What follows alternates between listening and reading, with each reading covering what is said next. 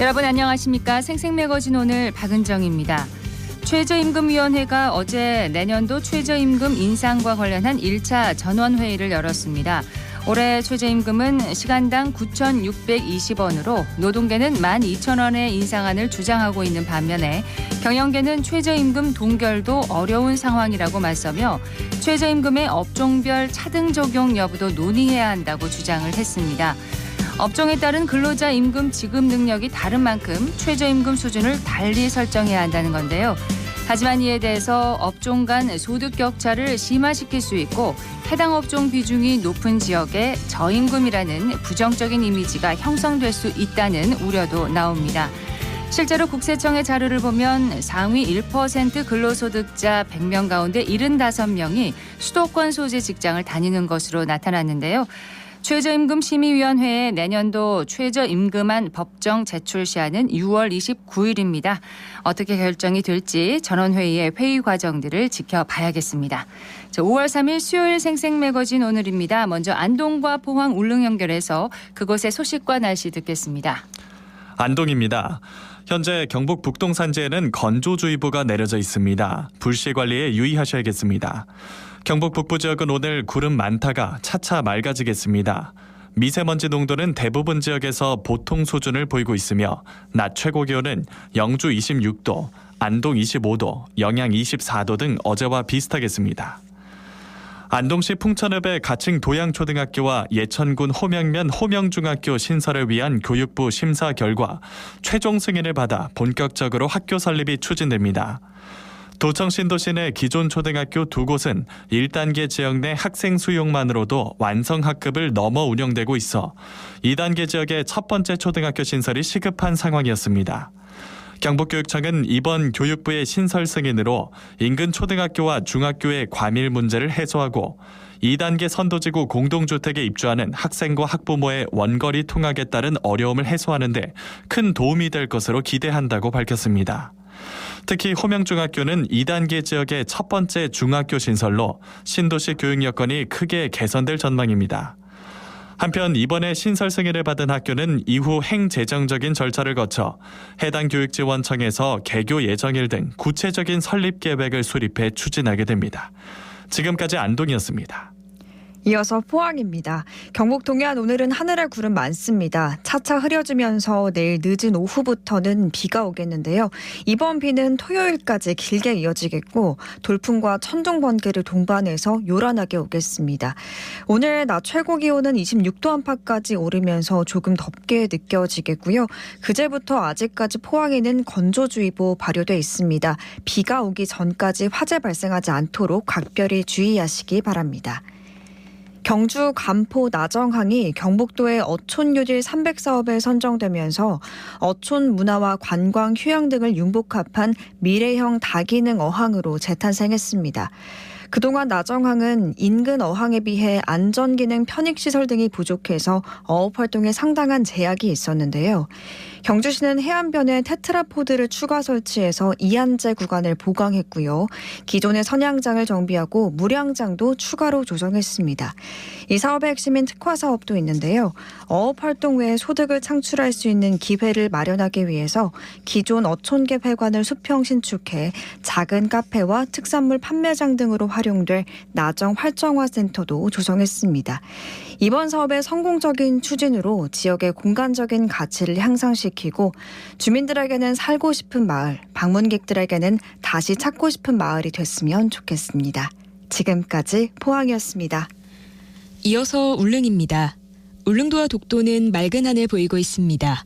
현재 기온은 어제보다 1도 높은 19도, 습도는 56%입니다. 동해 중부 먼바다에는 남풍이 불면서 0.5에서 1.5m의 잔잔한 물결이 일고 있습니다. 오늘 여객선은 정상 운항합니다. 경북경찰청이 어린이날을 앞두고 울릉군 초등학생들에게 헬기를 체험할 기회를 제공했습니다. 올해로 3회째를 맞는 경찰 항공 분야 진로 체험 행사는 어제 학생들과 관계자 70명이 참석한 가운데 울릉 종합운동장에서 진행됐는데요. 학생들은 경찰 헬기 조종석에 직접 앉아서 조종관을 조작해보고 또 조종사와 정비사에 대해 물으며 궁금증을 해결했습니다. 특히 올해는 경찰 특공대 탐지견의 폭발물 탐지 시범과 실종자 수색용 경찰 드론 조종 같은 프로그램이 마련돼 더욱 다채로운 행사로 거듭났습니다. 경북경찰청 항공대 측은 앞으로도 울릉도 같은 도서 지역 학생들에게 다양한 진로 체험의 기회를 제공할 것이라고 밝혔습니다. 지금까지 울릉이었습니다.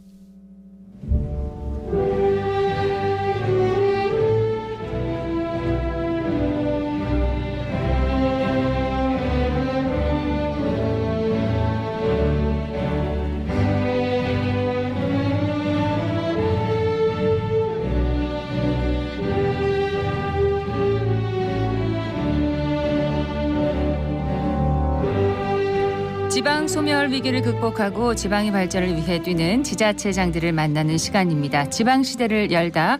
오늘은 김주수 의성군수 스튜디오에 나오셨습니다. 군수님 어서 오십시오. 네, 반갑습니다. 반갑습니다. 지난 4월 25일에 대구 경북 신공항 특별법이 공표되면서 신공항 건설 사업이 본격적으로 추진될 것으로 보입니다. 의성군에서도 준비를 많이 하고 계실 것 같습니다. 어떻습니까? 네, 그렇습니다. 이제 대구 경북 그 신공항 특별법이 제정되어서 네. 우리 신공항 이전 사업이 이제 박차를 가할 것으로 보입니다. 대구시와 국방부가 군공항 이전 기본 계획 확정돼서 이미 발표했고요. 그리고 국토부도 민항 건설을 위한 사업 타당성 검토를 지금 하고 있어서 조만간 발표될 그런 예정입니다. 그렇습니다. 예, 물론 화물 터미널 위치 문제를 가지고 의성군 입장에서 아직 해소되지 않는 그런 문제가 있지만 이것도 곧 해결될 것으로 보고요. 네. 의성군은 이제 이전 주변 지역 지원 계획 또 이주 대상 주민의 현실적인 대책 수립 등 만전을 기해 나오고 있습니다. 네. 다만 이제 공동 합의문 실현이 이제 주요 과제로 남아 있다고 그렇군요. 말씀드리겠습니다. 앞으로 계획은 어떻게 되시는지요? 네, 앞으로 이제 군항과 민항이 확정되게 되면 이제 대구시에서 민간 사업자를 선정하고 거기에 네. 따라서 이제 세부 계획과 또 설계와 또 이전 계획 등이 이제 복합적으로 추진돼서 2030년에 네. 개항할 그런 예정입니다. 그렇습니다. 의성군의 또 청년 유입 정책 이웃사촌 시범마을 사업 국회 국정감사에서 우수 사례로 소개될 정도로 좋은 성과를 거둔 것으로 알고 있는데 올해 사업이 종료된다고 들었습니다. 그럼 어떻게 되는 건가요? 네, 이 사업이 이제 2019년부터 이제 지난해 말까지 이렇게 기본적인 사업은 이제 종료했습니다. 네. 다만 이 사업은 이제 우리 농촌 인구의 건전화와 또 우리 여러 가지 청년들 유출 문제에 대해서 이제 대응을 해서요. 그래서 그동안 이제 특히 이제 단순히 이 사업이 청년들을 유입을 위한 그런 일자리 지원뿐만 아니라 네. 거기에서 이제 거주할 주거 공간과 문화와 복지와 의료, 교육 이렇게 골고루 갖추어진 이제 복합 공간으로 유도해서 만들어 나가고 있습니다. 이제 네. 그래서 지난해 말까지 어느 정도 이제 완료가 돼서 1차적인 사업 계획은 완료되었습니다만은 그러나 이제 원래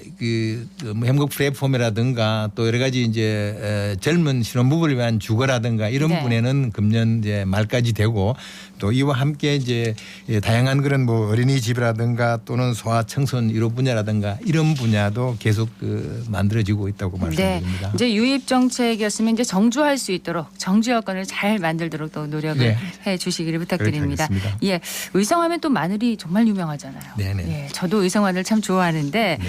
마늘 외에도 또 자랑할 의성의 농특산물이 많다고 들었습니다. 좀 함께 좀 소개를 해주시죠. 네. 우선은 이제 마늘을 가지고 우리가 이제 소에 먹여서 하는 의성 마늘소가 우리 수도권의 대규모 그런 백화점에도 이제 네. 입점할 만큼 이제 굉장히 맛있고 또 이게 인기가 많습니다. 이와 함께 여러 가지 마늘햄 또 마늘닭 등 다양한 그런 마늘 관련 음식도 있고요. 네. 특히 이제 가지가 우리가 의성이 전국에서 제일 많이 생산됩니다. 건강에 좋은 가지가요. 오. 그리고 또 하시는 같이 자두도 의성이 전국에서 제일 많이 생산되고 피부에도 좋은 그러니까 소비가 그리고 맛도 전국에 최고요. 그리고 이제 복숭아, 사과 이게 전국의 의성은 이제 10대 안에 드는 농산물이 한 8개, 7개 이렇게 있다는 걸 네. 말씀드리겠습니다. 마늘도 또 전국 1위의 생산량을 자랑하고 의성 마늘하면 정말 유명하잖아요. 의성은 특히 이제 화산재로 만들어진 마늘이기 때문에 알신이 또 높고 김치를 담아도 쉬지 않고 오래가고 단맛도 많습니다. 그리고 구가 단단해서 네. 보관하기에도 굉장히 좋습니다. 예. 의성군이 또 미래 전략 산업으로 바이오 산업에 주력하고 있지 않습니까? 네, 그렇습니다. 최근에 또 세포배양 지원센터가 문을 열었다고 들었습니다. 예, 우리가 이제 그 세포배양 지원센터는 그 의성군이 이제 그 바이오 원료도 되는 그런 배지 분야 그런 네. 그 세포배양 소재 산업을 중심으로 해서 이런 세포배양 장비와 또 이런 배양 그 기업을 유치해서 관련 기술 개발과 기업 지원 역할도 유치합니다. 그래서 뭐 금년도에 이제 3월에 개관한 세포배양 지원 센터 그리고 오는 2025년도에 이제 그 바이오 일반 산업 단지를 중심으로 의성군이 허브 역할을 하게 되고요. 네. 우리 이제 구미 또 포항 그 경산 이런 군과 협력해서 세포배양 산업 클러스터가 구축돼서 앞으로 경북의 이런 세포배양 산업의 중추로 이렇게 역할을 해 나갈 겁니다. 네. 바이오 산업을 그러면 향후 어떤 방향으로 추진하실 계획이신가요? 예, 우선은 이제 그 세포배양 지원 센터를 중심으로 해서 입주 기업에 대해서 이제 공용 연구 장비 네. 지원과 또 기술 혁신 등 그런 입주 기업을 위한 지원을 계속 강화해 나가고 일반 그 바이오밸리 산업 단지를 이제 해서 기업들이 들어오게 되면은 이분들을 중심으로 해서 새로운 그런 여러 가지 이제 R&D 산업도 이제 육성될 것으로 이렇게 봅니다. 그래서 네. 뭐 반드시 앞으로는 이제 이렇게 경북 북부의 중심 산업으로 만들어 나가겠습니다. 네, 의성군의 바이오 산업 기대가 큽니다. 네. 또 전국 최초로 의성형 보건복지 모델을 구축해서 주민들의 반응이 아주 좋다고 하는데 예, 이제 네. 의성군은 이제 면적이 서울의 2배가 되고 또 노인 인구가 많기 때문에 의료 전달 시스템이 굉장히 쉽지 않고요. 네. 그리고 뭐 하시는 것 같이 보건과 또 이게 복지가 서로가 보건소와 복지과로 분리되어 있어서 협업을 하는데 조금 이제 애로사항이 있었습니다. 그렇군요. 그래서 이런 것을 이제 통합해서 지난 2020년 이제 7월부터 이제 보건 지소 중심으로 해서 여러 가지 공간 인력 통합하고 협업 강화해서 맞춤형 이렇게 서비스를 제공하니까 네. 주민들 특히 어르신들의 만족도가 굉장히 높습니다. 네. 이와 함께 이번에 보건복지로부터 노인 1호 통합 그 지원 시범 사업으로 경북에서 이렇게 유일하게 선정되어서 이게 이제 2025년까지 해서 노인들이 그 사는 곳에서 집에서 돌아가실 수 있는 그런 기반도 구축해 나가고 있습니다. 예, 의성형 보건복지 모델 추진되는 사업들 소개를 해주셨는데 또 의성군청에 컬링 팀이 창단됐다고 하는데 팀 이름이 더 레드입니다. 네, 뭐 아시는 이름이 것 독특한데요. 네, 아시는 같이 이제 그 동안에 팀킴으로 해서 우리 유명하죠.北京올림픽 됐습니다. 그래서 네. 그 동안은 이제 경북 그 팀이었습니다만은 이번에 의성 그 출신 그런 초중고등학교 출신으로 해서 네. 더 레드 팀을 만들어서 일반 팀을 만들었습니다. 초중고등학교는 이제 육성돼 가고 있고요. 네. 이런 팀을 만들어서 앞으로 이제 다양한 그런 대회 유치라든가 또는 훈련 등을 통해서 의성이 우리 컬링의 메카로서 이제 지속되도록 네. 노력을 해 나갈 겁니다. 그럼 더 레드 팀이 의성의 군청의 이제 대표 팀이 되는 대표팀이 건가요? 됩니다. 그렇군요. 예. 좋은 성적 거두려면은 많은 지원을 하셔야 될 것 같습니다. 아끼지 않으셔야 될 것 같은데요. 활성화 계획은 어떻게 세우고 계십니까? 네, 이제 우리 고등학생이나 또 우리 레드 팀 또 이제 해외 전지 훈련 또 이렇게 해 나가고요. 네. 또 하기 위해서는 아이스 그 필요합니다. 그래서 뭐 아이스 메이크 하는 그렇죠. 분들도 이제 교육도 훈련 타고 그리고 유망주를 위한 이제 컬링 지도자를 외국에서 이제 직접 이렇게 초빙해서 또 교육도 하고 국제 대회 또 우리 전국 대회도 유치해서 네. 의성군의 그런 역할 강화하도록 그렇게 하겠습니다. 그렇지 않아도 의성하면은 컬링이 유명한데 앞으로는 그냥 전국적으로 세계적으로 유명한 그런 의성군이 될 것 같습니다. 네. 컬링하면요. 또 의성군에는 전국 최대 규모의 반려동물 테마파크인 의성 패드월드가 있습니다. 많은 반려인들이 찾고 있다고 하는데 소개를 좀 해주세요. 예, 2020년도에 이제 한 1만 5천 평 규모로 만들어졌어요.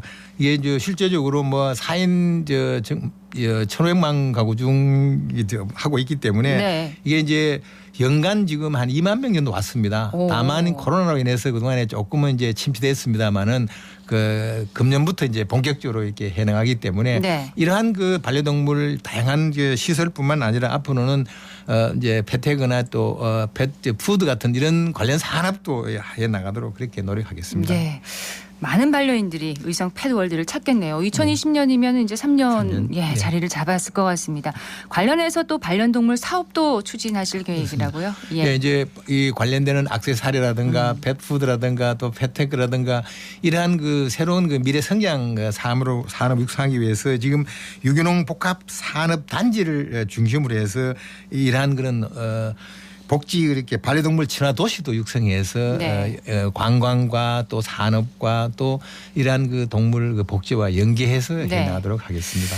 자, 의성군이 또 국가 중요 농업유산 10호인 의성 전통수리 농업 시스템을 세계 관계시설물 유산으로 등재를 하였는데 앞으로의 계획은 어떻습니까? 예, 이제 이게 그 2018년도에 국가 중요 유산으로 했는데 이게 뭐 지난 2020년도에는 세계 관계시설물 유산에도 이렇게 네. 등재가 돼서 이렇게 앞으로 이제 그 보존 관리에 그 가치 확산에 노력하고요. 이게 이제 그 중요한 것은 이제 그 UN FAO에 2025년까지 등재할 목표를 가지고 이제 여러 가지 이제 올해 중에 이제 신청해 나갈 그런 계획입니다.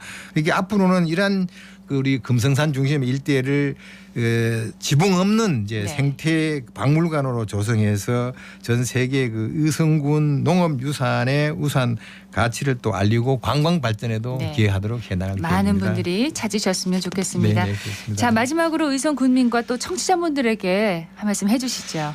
의성 국민 여러분 그동안 코로나로 고생 많으셨습니다. 이제 가정의 달 5월 말이어서 가족 여러분들 즐거운 시간을 보내시고요. 우리 모두가 함께 행복한 의성 건설 만드는데 같이 나갑시다. 네. 고맙습니다.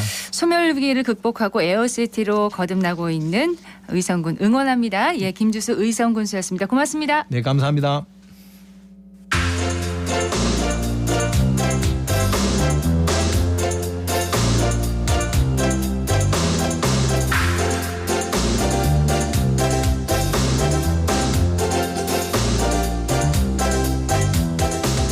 생생매거진 오늘 수요일 순서 함께하고 계십니다. 11시 22분 지났습니다. 대구 수성구 옥수동에는 잘 아시겠지만 전국 최대 두꺼비 산란지인 망월지가 있습니다. 꼭 지켜야 할 자연유산으로도 선정된 이곳에 두꺼비를 관찰할 수 있는 생태체험 프로그램이 열렸다고 하네요. 윤가영 리포터가 다녀왔다고요? 네, 그렇습니다. 개구리가 깨어난다는 경칩이 지날 때쯤 이 망월지 주변엔 울타리가 쳐졌는데요. 인근 옥수산에서 망월지로 두꺼비들이 산란하기 위해 내려오기 때문입니다. 지금은 두꺼비들이 산란을 마치고 다시 옥수산으로 돌아갈 준비를 하고 돌아갈 있습니다. 시간이군요. 네, 수성구청에서는 그에 발맞춰 지난달 12일부터 이달 10일까지 관내 초등학교 고학년과 중학교 1학년 학생들을 대상으로 망월지 생태체험 프로그램을 진행하고 있는데요. 이 프로그램은 두꺼비와 관련된 이론 수업을 듣고 옥수지에서 서식 환경과 함께 올챙이를 보는 기회로 꾸며집니다. 저는 지난 화요일에 다녀왔는데 지난 화요일에는 비가 내렸어요. 네. 그리고 조금 쌀쌀했거든요. 그런데도 불구하고 프로그램에 참여한 학생들이 굉장히 들뜬 모습이었습니다. 자연으로 나가면 너무 좋죠. 네, 맞습니다. 이 체험 현장 소리와 함께 이론 수업을 진행하던 환경교육 강사도 만나봤습니다. 망월지 친구들이 선생님들한테 어떻게 들었나요? 두꺼비라는 두꺼비 사는 거. 맞았어요. 그러면 혹시 두꺼비 본 적 있어요, 지금? 아니요.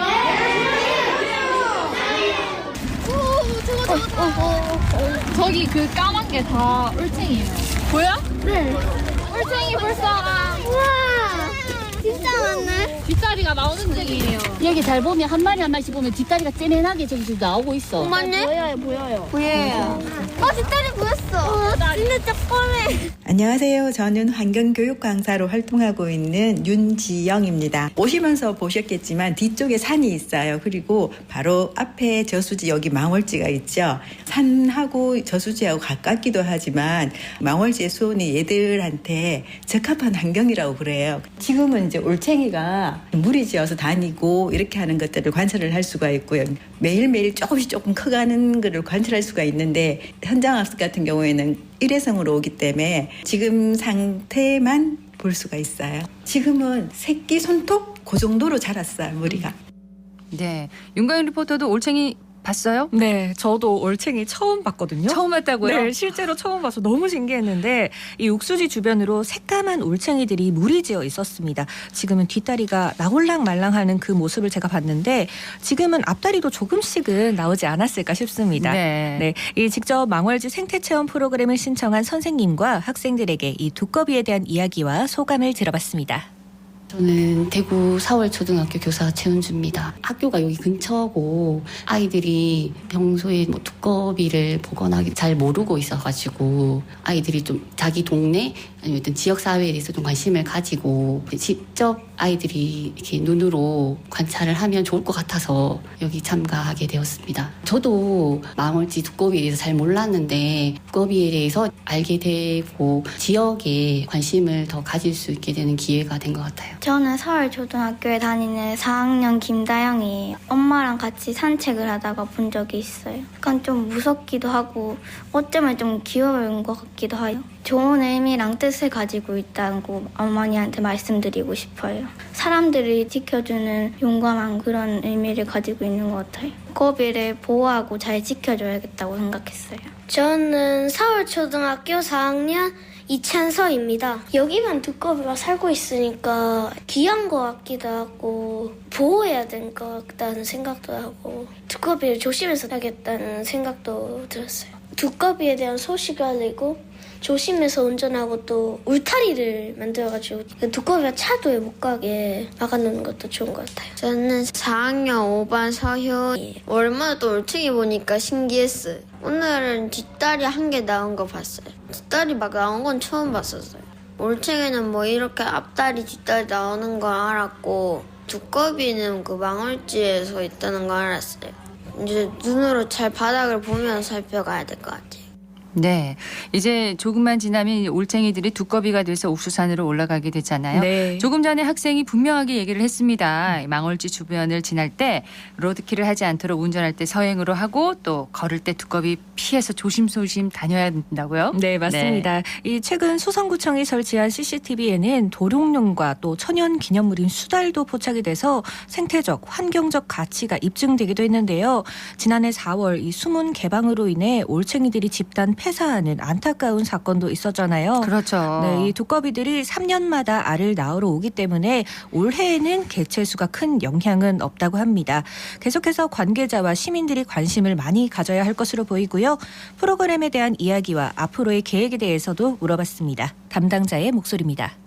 네, 수성구청 녹색환경과 홍지민입니다. 수성구 내 학생들을 대상으로 지역 생태자원인 망월지와 두꺼비를 활용해서 생태보전 의식을 키웠으면 하는 마음에 기획되었습니다. 2013년부터 진행되었고 올해는 11년차 행사입니다. 네, 학생들이 직접 관찰할 수 있어서 반응이 좋은 편입니다. 지난해 4월에 수문이 열려서 두꺼비, 올챙이가 집단 폐사하는 사건이 있었는데 그 이해관계 있으신 분들과 원만하게 얘기를 하면서 관리도 하고 있는 중입니다. 네, 저희는 이제 매년 로드킬 펜스도 설치를 하고 있고 이해관계자분들과 그 원만한 협의를 통해서 계속해서 관리를 하고 있는 중이고요. 2월부터 5월까지는 두꺼비들이 이동하는 시기여서 망월지를 지나가실 때는 시민분들이 유의해서 조심히 다녀가셨으면 좋겠습니다. 망월지 생태체험 프로그램은 그러면 이 두꺼비가 산란할 요 시기에만 진행이 되는 프로그램이겠네요. 네, 그렇습니다. 지난달 12일부터 이달 10일까지 진행이 되고요. 현재는 3회만 남았습니다. 네. 그래서 만약에 또 이 프로그램을 신청을 하고 싶으시다면 내년을 기회를 해보셔야 될 것 같고요. 오늘은 망월지 생태체험 프로그램을 소개해드렸는데 현재는 이 관내 학생들만 신청을 할 수가 있습니다. 네. 두꺼비 생태에 관심 있는 시민 모두가 참여할 수 있는 그런 프로그램으로 발전하면 좋겠다는 생각도 해봅니다. 네. 윤가영 리포터도 올챙이를 실제로 처음 봤다고 하는데 우리 네. 학생들은 어떻겠습니까? 너무 신나했죠. 좀 더 많은 기회가 있었으면 좋겠습니다. 네. 그렇게 하면 더 자연 보호를 잘할 수 있겠죠. 윤가영 리포터 소식 잘 들었습니다. 네, 고맙습니다.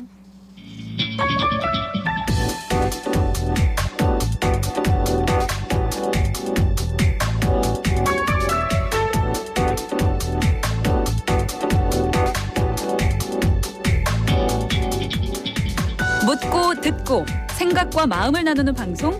지금 여러분께서는 대구 경북을 보고 듣는 생생 매거진 오늘을 함께하고 계십니다.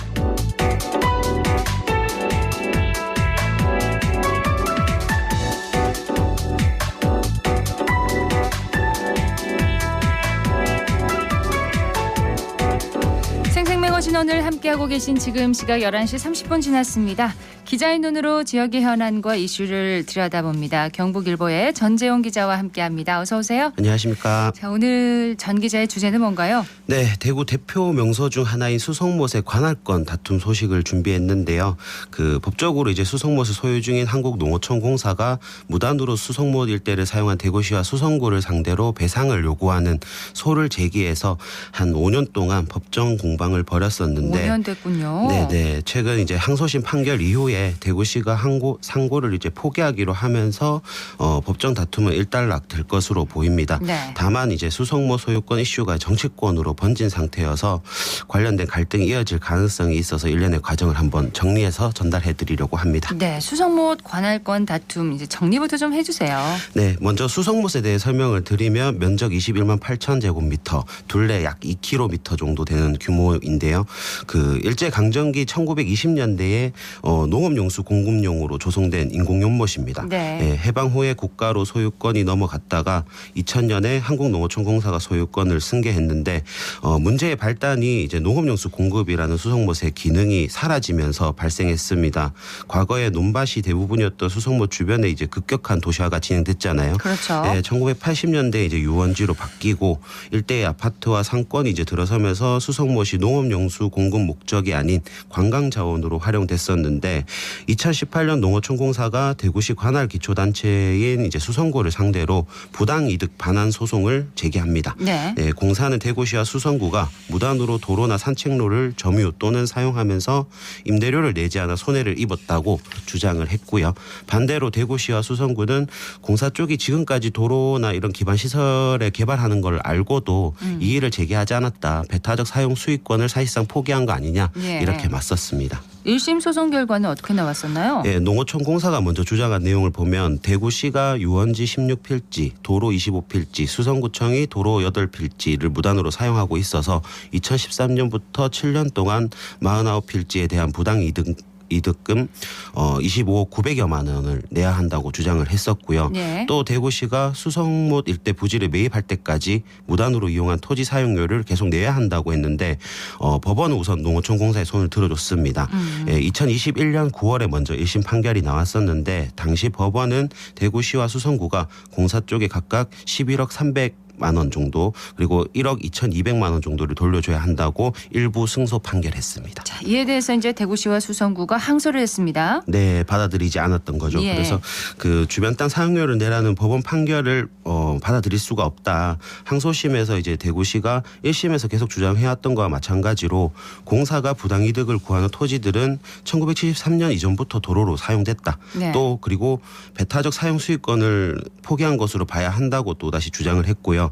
그다음에 항소를 제기하면서 보상 완료했다는 자료도 확보했고 최소한 보상 절차가 완료된 걸로 보이는 만큼 이부에 대해서는 감액이 좀 이루어져야 된다. 예. 이렇게 주장을 했었습니다. 그리고 수성구는 부당이득 반환을 구하는 곳은 모두 짜투리 땅들로 보이고 예. 도로가 아닌 곳도 있고 주민들이 이면도로로 이용해 온 곳도 있다. 그러니까 실제적으로 이제 주민이 평상시에 계속 이용을 해왔던 곳, 네, 그런 장소라는 것인데 그래서 사용 수익을 허가했고 최소한 배타적 사용 수익권을 포기했다고 보는 게 또다시 옳다 이렇게 맞섰고요. 공사 측은 우선 채무 관계를 밝히기 위한 명확한 절차를 밟겠다고 당시에 밝혔었습니다. 자, 이 항소심 결과는 또 어떻게 나왔죠? 네, 1심에서 마찬가지로 원고 일부 승소 판결이 내려졌습니다. 대구고법 제2민사부는 지난 6일에 농어촌공사가 대구시와 수성구를 상대로 제기한 부당이득 반환 소송 항소심에서 대구시가 1심의 부당이득금 11억 3천여만 원과 별도로 7억 3,900여만 원을 추가 지급하라고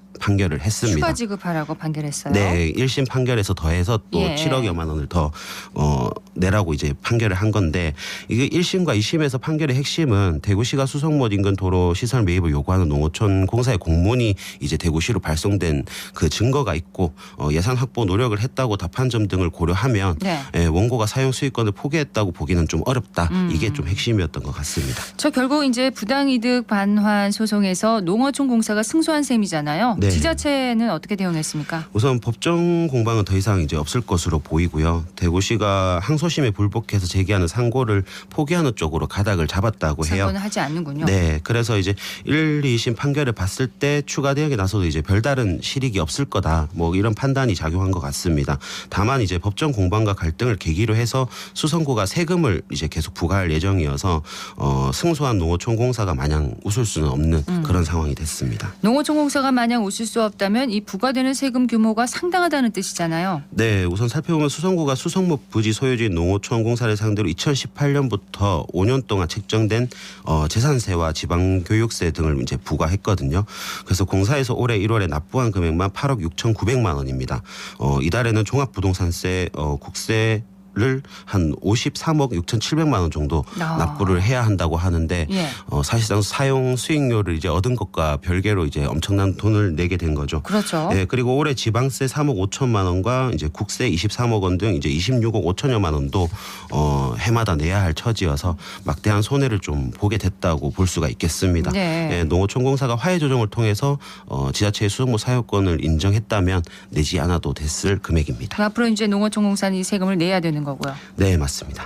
일단 공사와 지자체 간 돈 관계는 이렇게 이제 청산이 된 건데 정리가 된 건데 네. 그런데 이 이슈가 정치권으로 번진 상태라면서요? 네, 이게 그 지역 그 국회의원에서 이제 먼저 이렇게 요구를 하고 나섰거든요. 네. 그 주민들 편의가 가장 중요하다는 입장을 취했습니다. 수성못을 지역구로 두고 있는 이인선 국민의힘 의원 같은 경우에는 지난해 10월 녹음용수 공급 등 이제 농업 생산 기반 시설 기능을 상실했기 때문에 지자체에 무상양해할 수 있도록 하는 한국농어촌공사 및 농지관리기금법 일부 개정 법률안을 발의했습니다. 그리고 지난 4일에도 국회 경제분야 대정부 질문을 통해서 수성못은 대구 시민의 소중한 관광명소이자 공공재로 다른 지역의 농업 기반 시설들과 성격이 좀 다르다. 네. 수성못이 세계적 명소로 발전할 수 있도록 도와달라고 주문했습니다. 그래서 정황근 이제 농림축산식품부 장관은 법안을 충실히 한번 검토해 보겠다라고 답변을 했습니다. 그러니까 이 저수지를 지자체에 무상 양려할 네. 수 있는 그런 개정 법률안을 발의한 거잖아요. 네. 더불어민주당에서도 동조하는 분위기라면서요. 예, 민주당 대구시당에서도 성명을 통해 논평을 통해서 이제 이미 기능을 상실한 저수지라면 농어촌공사가 스스로 용도 폐기하고 관할 이전을 추진하는 것이 효율적인 행정이다. 농어촌공사가 소유권 주장으로 일관하고 시민 뜻을 외면하는 것은 조직 이기주의 이렇게 지적했습니다. 수성구의회에서도 움직임이 있나요? 네, 아무래도 이제 주민과 가장 가까운 곳에 있는 이제 기초의원들이 나선 것인데 예. 지난 3월 14일 제254회 임시회 1차 본회의에서 수성모 소유권 반환을 위한 특별위원회를 구성했습니다. 그리고 이제 지난달 29일에는 수성모 관광안내소 앞에서 수성모 소유권 반환을 위한 결의문을 선언하고 수성못을 찾은 시민들을 대상으로 서명운동을 좀 벌이기도 했었거든요. 네. 그래서 수성못을 시민품으로 돌리자는 취지의 이제 결의문과 서명운동에는 이인선 국회의원과 김대건 수성구청장, 전영태 수성구의회 의장을 비롯해서 대구시의원과 구의원, 협력단체 많은 인원들이 참여했거든요. 그래서 이제 그 수성못 소유권 반환을 위한 특위위원장인 박충배 의원은 수성못은 1970년대 이후에 급속한 산업화 도시화로 농업용수 생산 기반 시설 그런 기능들이 상실했다. 그리고 이후에 수상무대 조성이나 음악 분수 설치, 생태보건 사업 추진과 같이 지자체에 많은 예산이 투입된 곳이다. 가족이나 네. 친구 모든 시민들이 즐길 수 있는 곳으로 이제 농어촌공사에서 관리하는 것보다는 지자체에서 그리고 시민에게 돌려주는 게 맞다. 이렇게 전했습니다. 근데 반대로 농어촌공사 이야기도 들어봐야 할 것 같은데 입장이 어떤가요? 네, 농어촌공사 관계자가 이제 언론사 취재에 답한 내용을 좀 종합해서 보면 저수지를 관리하는 공사가 시설 부지 임대나 매각을 통해서 농업 기반 시설을 유지하고 관리하는데 네. 이를 무상양해하는 것은 아예 초법적 발상이다. 불합리하다. 뭐 이런 의견을 냈고요. 그리고 법원 판결로 임대료에 대한 돈은 받게 됐지만 세금을 부과하는 상황이 됐잖아요. 그렇잖아요. 예, 이와 관련해서도 세금을 납부하더라도 수성못을 그대로 무상양해할 수는 없다. 강경한 입장이네요. 예, 강경한 입장을 전했습니다. 우선 법적으로도 아직 불가능한 상황이기 때문에 이런 입장은 좀 당연한 걸로 보여집니다. 그리고 이런 이유가 수성못의 관할권을 지키지 못하고 무상양여하게 되면 시설 보수 비용 수익원이 이제 줄어들기 때문에 다른 농민들에게도 피해가 갈 것이라는 이유를 댔습니다. 자, 수성못 소유권에 대한 이슈가 정치권까지 번지면서 공사와 지자체, 정치권 사이에 다소 불편한 기류가 좀 지속될 것 같습니다. 정 기자의 생각은 어떻습니까? 우선 법원의 판결로 지자체는 이제 농어촌공사에 사용료를 내게 됐고 공사는 세금을 내는 행정처리는 이제 1차적으로 완료는 됐다고 봅니다. 네. 다만 이제 공사는 세금 폭탄으로 금전적 손실을 보는 구조가 됐고 지자체도 마찬가지로 지역의 주요 관광지에 사용료를 내면서 관광자원을 개발하는 좀 아이러니한 상황이 됐거든요. 그래서 저는 갑자기 문득 이제 드는 생각이 이제 그동안에는 법정 공방 전에는 서로 무상으로 이용하는 그런 그 절차들이 다 있었잖아요. 네. 그래서 이제 세금이 더 많아진 만큼 이런 부분에서 좀 주기를 두고 감액을 하는 차원에서 점진적으로 좀 양효하는 그런 과정도 뭐 한번 생각해 볼 필요가 있다고 생각합니다. 양효를 하는 네. 절차를 밟았으면 하는 그런 의견을 주셨습니다. 예, 수성목 관할권 법정 다툼은 일단 일단락이 됐지만 갈등의 불씨는 남아있다는 얘기를 오늘 나눠봤습니다. 경북일보의 전재용 기자였습니다. 고맙습니다. 감사합니다.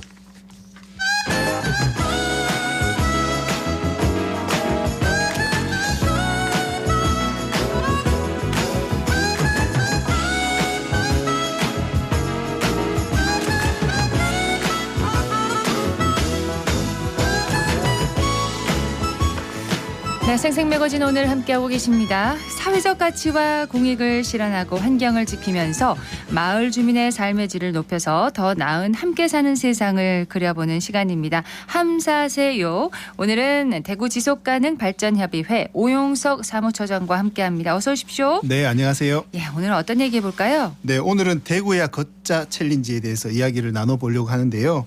대구야 걷자는 대구 시민들과 함께 걷고 자전거 타기를 생활화하기 위한 시민 참여 프로그램입니다. 네. 지난 4월 10일 정부는 2050년 탄소 중립 달성을 위한 제1차 국가 기본 계획을 의결을 했는데요. 이 계획은 2030년까지 각 부문별로 연도별로 온실가스를 얼마나 감축할 것인지 어떻게 이행할 것인지 함께 제시하고 있습니다. 네. 2030년 국가 온실가스 감축 목표는 2018년에 우리가 배출했던 양과 비교해서 약 40% 이상 감축하겠다는 것인데요. 이를 위해서 전환, 그러니까 전기를 만드는 과정에서 그리고 산업, 건물, 수송, 폐기물 등 각 부문별로 온실가스 감축 목표를 달성을 해야 합니다. 네. 이 중에서도 수송 부문은 국가 차원뿐만 아니라 특히 대구 지역에서는 탄소 중립 이행을 위해서 굉장히 중요한 부분입니다. 네, 탄소 중립 이행을 위해서 매우 중요한 부분이 이제 수송 부문의 온실가스다 이렇게 강조를 해주셨는데 특별한 이유가 있나요? 네, 2018년 한국의 온실가스 배출량이 약 7억 톤 정도가 되는데요. 이 중에서 수송 부문이 차지하는 게 약 9,800만 톤 정도가 됩니다. 이번에 발표된 탄소 중립 기본 계획에서 2030년까지 수송 부문에서는 온실가스 배출량을 약 6,100만 톤으로 약 38% 감축을 하려고 하는데요. 네. 대구시도 지난해 12월 달에 2050 탄소 중립 전략을 발표를 했는데 2050년까지 탄소 중립을 달성하고 2030년까지 온실가스 배출량을 45% 국가보다 5% 더 많이 감축하겠다는 계획인데요. 대구시가 감축해야 되는 온실가스 배출량이 약 862만 톤 정도인데 네. 여기서 약 44%가 수송 부문에서 배출이 되고 있습니다. 상당하네요. 네, 그래서 거의 절반 가까이가 수송 부문에서 배출이 되고 있기 때문에 대구시는 이 수송 부문에서 온실가스를 획기적으로 줄이지 않으면 탄소 중립 달성이 쉽지 않다는 이야기입니다. 그러네요. 그렇다면 수송 부문에서 온실가스 배출을 줄이겠다는 구체적인 내용이 있나요? 네, 국가 탄소 중립 기본 계획에서는 수송 부문 온실가스 감축을 위해서 4가지 핵심 과제를 제시하고 있는데요. 첫 번째는 전기차, 수소차와 같은 친환경 차량을 보급하겠다라는 것이고요. 두 번째는 대중교통을 활성화하고 자가용 내연기관차의 수요 관리를 강화하겠다. 세 번째는 내연기관차를 탄소 배출이 없는 저탄소로 전환하겠다는 것이고 마지막으로 친환경 철도, 항공, 해운으로 전환한다는 것입니다. 네. 끝으로 말씀드린 철도, 항공, 해운도 온실가스 배출을 줄여야 하기는 하는데 수송 부문 탄소 중립의 핵심은 자동차입니다. 왜냐하면 도로교통 부분이 수송 부문 온실가스 배출량의 95%를 차지하고 있거든요. 그렇군요. 그래서 정부는 정부는 전체 감축 목표량의 74%를 전기차와 수소차와 같은 친환경 차로 줄이겠다라는 계획을 가지고 450만 대의 전기차를 보급을 하고 이를 위해서 최대 90조 예산을 투입할 예정입니다. 네. 하지만 전기차 보급이 실제 온실가스 배출량 목표를 달성하는 데에는 크게 모자랄 것이다라는 지적도 많습니다. 그렇군요. 최근 전기 자동차가 빠르게 보급되면서 대기질 개선이나 온실가스 배출 저감 등 친환경 도시로의 전환에 상당히 기여하고 있는데 아닌가요? 맞습니다. 그 전기차가 상당히 기여를 하고 있는 부분도 있는데요. 휘발유나 경유를 사용하는 내연기관 자동차를 친환경 자동차로 전환하는 게 굉장히 중요한 과제입니다. 실제로 지난 2월 유럽연합 의회는 2035년부터는 유럽연합 회원국들이 내연기관 자동차의 생산과 판매를 금지하는 법안을 통과시키기도 했습니다. 35년부터요? 네. 전기자동차는 기름을 사용하는 게 아니기 때문에 대기오염 물질을 배출시키지 않고 친환경적이다라는 이미지가 있는데요. 네. 문제는 한국의 전력 생산 구조 때문에 전력 사용에 따른 온실가스 배출량이 적지가 않습니다. 환경부가 운영하는 국가 온실가스 정보센터에서 발표한 자료를 보면 발전 부문 전기를 만드는 과정에서 온실가스가 배출되는 게 1kW 전기를 만들 때 약 457g의 온실가스가 배출된다고 발표하고 있습니다. 그래서 차종별로 보면 전기차는 1km 이동할 때 91g, 휘발유 승용차는 1km 이동 시 100g, 휘발유 하이브리드 차는 1km 이동 시 90g의 온실가스가 배출이 되고 있습니다. 네. 그래서 지금과 같은 전력 생산 구조에서는 전기차만으로는 한계가 있다는 이야기입니다. 전기 자동차의 온실가스 배출량이 그렇게 많군요. 지금과 같은 전력 생산 구조라면 뭘 말하는 건가요? 네, 지금 현재 한국은 전체 전력 생산량 중에 약 70%를 석탄이나 천연가스와 같은 화석연료를 태워서 만들고 있습니다. 예. 그래서 전기 자동차의 연료인 전기를 이 화석연료로 만들고 있기 때문에 전기차의 온실가스 배출량이 크게 줄지가 않는 그렇군요. 것이죠. 자동차를 아예 사용하지 않을 수는 없기 때문에 전기차로 빠르게 전환해야 한다는 것은 분명한 사실입니다. 다만 그에 따라 전력 생산도 태양광, 풍력 발전과 같은 친환경 에너지원으로 빠르게 바꿔나가야 됩니다. 그리고 전기차 보급만큼 많은 예산을 들이지 않으면서도 당장 온실가스 감축 효과를 낼 수 있는 정책들도 많이 있습니다. 대표적인 것이 국가 탄소중립 기본계획에서도 강조하고 있는 건데요. 대중교통 활성화와 자가용 내연기관차의 수요 관리를 강화하는 게 중요합니다. 네. 대구시에서도 시행하고 있는 승용차 요일제라든지 내연기관차 프리존과 같은 자동차 이용을 억제하는 정책을 강하게 추진할 필요가 있습니다. 그 반면에 자동차 없이도 편리하게 이동할 수 있도록 대중교통 편의성을 확대하고 네. 보행이나 자전거 이용을 활성화할 수 있도록 더 이렇게 적극적으로 투자해 갈 필요가 있습니다. 자동차 대신에 자전거 이용률을 높이면 실제로 온실가스가 얼마나 줄어든다는 그런 통계가 나와 있나요? 지금 현재 한국의 자전거 수송 분담률이 약 평균 1.2% 정도가 되는데요. 대부분 유럽 선진국 및 주요 선진 도시들 자전거 수단 분담률이 10%를 넘거든요. 차이가 크네요. 네, 그래서 한국이 2030년까지 자전거 수송 분담률을 이 정도 수준, 10% 수준으로 높인다면 연간 약 1,560만 톤의 온실가스 배출을 줄일 수 있을 것으로 계산하고 있습니다. 예. 이 양은 2030년까지 정부가 수송 부문에서 감축하겠다고 발표한 목표량의 약 42%에 해당하는 양입니다. 프랑스 파리와 같은 도시는 전혀 자전거 친화적인 도시가 아니었는데요. 네. 불과 10년 전만 하더라도 자전거 수단 분담률이 한국과 비슷한 2% 미만이었습니다. 최근 10년 사이에 굉장히 적극적으로 자전거 이용 확대 정책을 펼치면서 최근 거의 10% 수준까지 자전거 수단 분담률을 달성하고 있다는 점을 참고할 필요가 있을 것 같습니다. 가능하다는 거네요. 이런 정책이 맞습니다. 성공을 거두기에.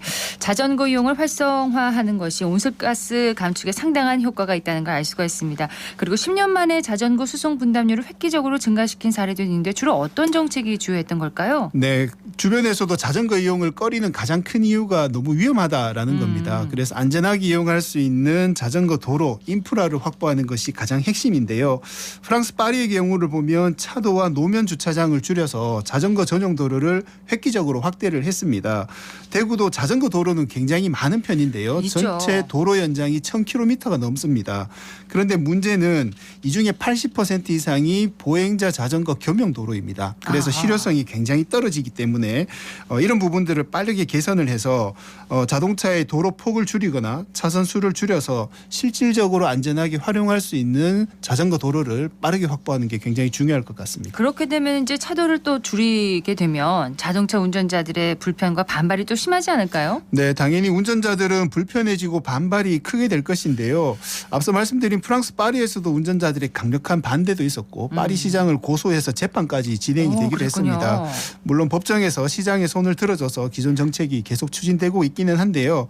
도시 공간이라는 게 한정되어 있기 때문에 이 공간을 자동차에게 할애를 할 건지 보행자에게 할애를 할 건지 어떻게 할 건지를 정하는 것이 굉장히 중요합니다. 지금은 기후위기가 굉장히 심각한 상황이고 누구나 안전하고 쾌적한 도시 환경을 만들어가기 위해서 자동차 이용을 줄여나가고 대중교통과 자전거 이용을 확대해 나가는 것이 필요하다라는 시민들의 공감대를 확산하는 게 굉장히 중요할 것 같고 네. 이런 공감대 확산을 위해서 대구의 걷자 챌린지 같은 프로그램도 운영을 하게 되었습니다. 네, 이러한 챌린지는 어떻게 참여할 수 있나요?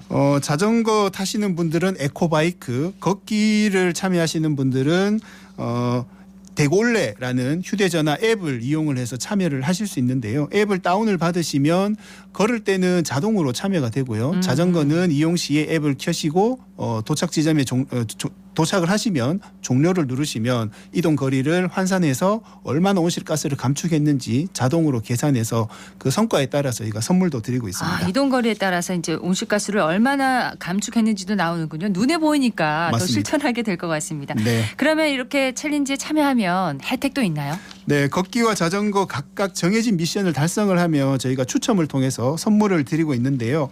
걷기는 한 달에 5,000보 이상 걸은 날이 열흘 이상이 되면 미션을 달성하게 됩니다. 그러면 저희 미션 달성한 분들 대상으로 50명 추첨을 해서 매달 음료 쿠폰을 선물로 드리고요. 자전거는 주행한 거리가 한 달에 500km 이상인 분들에게는 2만 원, 그리고 월 200km 이상인 분들에게는 10,000원 상품권들을 드리게 되고요. 5월에서 10월까지 6개월 동안 매월 이렇게 달성하신 분들을 대상으로 추첨을 해서 두 분에게 기념 메달과 황금 열쇠도 지원을 할 계획입니다. 매달 받고 싶습니다. 네. 열쇠도요. 알겠습니다. 네네. 더 많은 시민들이 일상에서 걷기와 자전거 타기에 도전해서 보다 건강하고 지속 가능한 도시를 함께 만들어가면 좋겠습니다. 환경도 보호하지만 또 자신의 건강을 위해서도 참 좋은 일이네요. 맞습니다. 예. 대구 지속가능발전협의회의 오용석 사무처장이었습니다. 고맙습니다. 고맙습니다.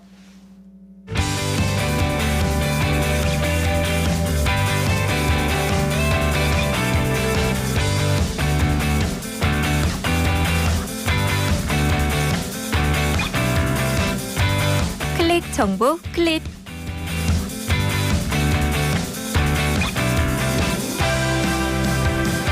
이번 주 금요일은 어린이날이죠. 대구 시민안전파크에서 테마파크에서는 어린이날을 맞아 시민 누구나 참여할 수 있는 오픈하우스 행사를 진행합니다. 그동안 예약제로 운영하던 안전체험을 예약 없이 이용할 수 있도록 체험관을 오픈한다고 하는데요. 각종 안전체험과 실제 소방차에서 방수체험도 할 수 있고요. 이외에도 다양한 볼거리와 기념품도 준비되어 있습니다. 어린이날 아이들에게 추억과 함께 안전을 선물하는 하루 보내보셔도 좋겠습니다.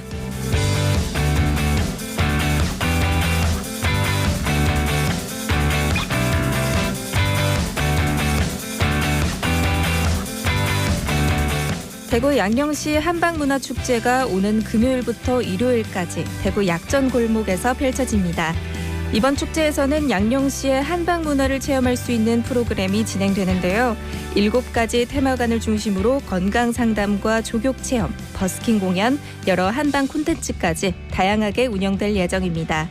어린이날을 기념해 어린이들을 위한 체험과 추첨 행사까지 진행된다고 하니까요. 우리나라 전통 한방문화를 체험할 수 있는 대구 양령시 한방문화축제에 놀러 가보시는 건 어떨까요?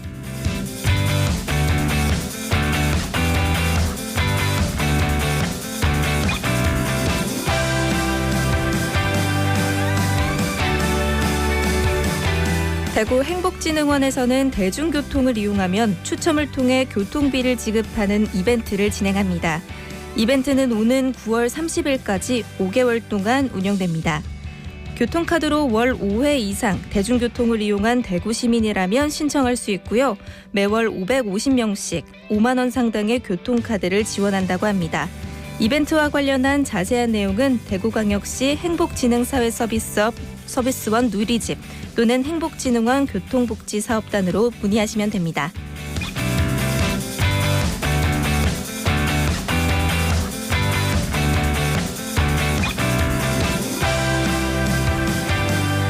대구 문화예술회관 수요상설 공연이 매년 많은 시민의 사랑을 받았는데요. 올해는 다음 주부터 매주 수요일 동편 야외 무대에서 열립니다. 시민들의 눈과 귀를 즐겁게 하는 다채로운 공연이 펼쳐질 예정인데요. 국악과 클래식, 연극 등 다양한 장르로 찾아온다고 합니다. 무료 공연으로 매주 수요일 오후 7시에 만나볼 수 있고요. 오천 시에는 취소됩니다. 자세한 공연 일정은 대구 문화예술회관 홈페이지에서 확인하세요.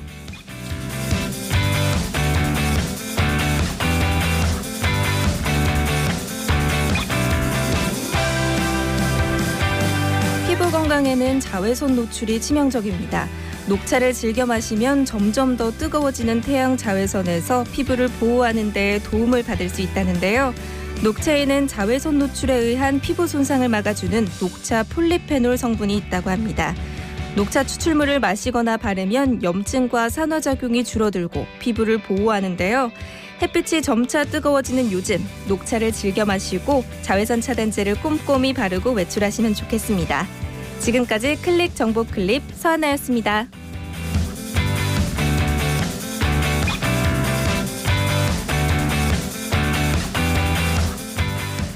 대구 동구가 심리적으로 정서적으로 어려움을 겪고 있는 중장년층을 위해서 마중택시를 운영하고 있다고 합니다.